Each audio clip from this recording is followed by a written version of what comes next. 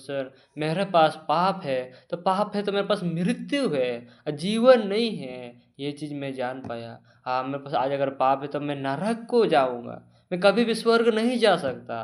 पाप को धोने के लिए मुझे क्या करना पड़ेगा? लेकिन जब मैं बाइबल के अनुसार मैंने एक-एक वचन को देख कर के जब वहाँ पर मैं आगे बढ़ा, तो अब बाइबल में मुझे पापों को धोने के लिए 2 चीज़ों की ज़रूरत थी, 2 चीज़ों की आवश्यकता थी। पहला था पाप की मज़दूरी मृत्यु, जैसे पापों को धोने के लिए मृत्यु का ज़रूरत है। और दूसरा है इब्रानियों का पुस्तक 9 अध्याय का 22 वचन में लिखा हुआ है, क्योंकि सच तो यह है कि व्यवस्था के अनुसार प्रायः सब वस्तुएँ लहू के द्वारा शुद्ध की जाती है और बिना लहू बहाए पापों की क्षमा नहीं बोल के लिखा है। हाँ परमेश्वर, बिना लहू बहाए पापों का क्षमा नहीं हो सकता। हाँ परमेश्वर, मेरे पापों को धोने के लिए लहू का ज़रूरत है, मेरे पापों को धोने के लिए मृत्यु की ज़रूरत है। तो क्या परमेश्वर मैं इस लहू को, इस मृत्यु को क्या मैं दे सकता हूँ परमेश्वर पिता?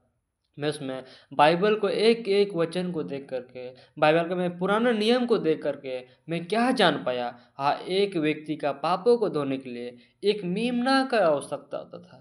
एक मेम्ना वहाँ पर चाहिए। अब मेरे पापों को मैं नहीं धो सकता, मेरे पास ताकत नहीं है, क्योंकि मेरे मन से और मेरे अंदर से केवल बुराई निकलती है। उत्पत्ति में लिखा हुआ है, उत्पत्ति का 6 अध्याय का 5 वचन में लिखा है कि यहोवा ने स्वर्ग से मनुष्यों पर दृष्टि की कि उनके मन के विचार में जो कुछ उत्पन्न होता है, निरंतर बुरा ही होता है। आप अनुसता मेरे अंदर से 100% केवल बुरा ही निकलता है। इसलिए मेरे पापों को धोने के लिए मैं कुछ नहीं कर सकता। मेरे पास वो शक्ति नहीं है मेरे पापों को धोने के लिए।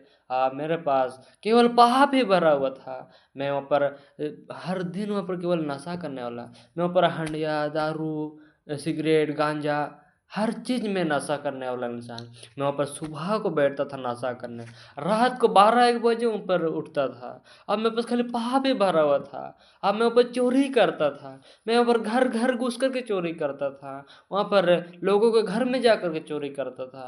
वहाँ पर मैं व्यभिचार करता था। हाँ, परमेश्वर पिता, मेरे अंदर केवल बुरा ही है।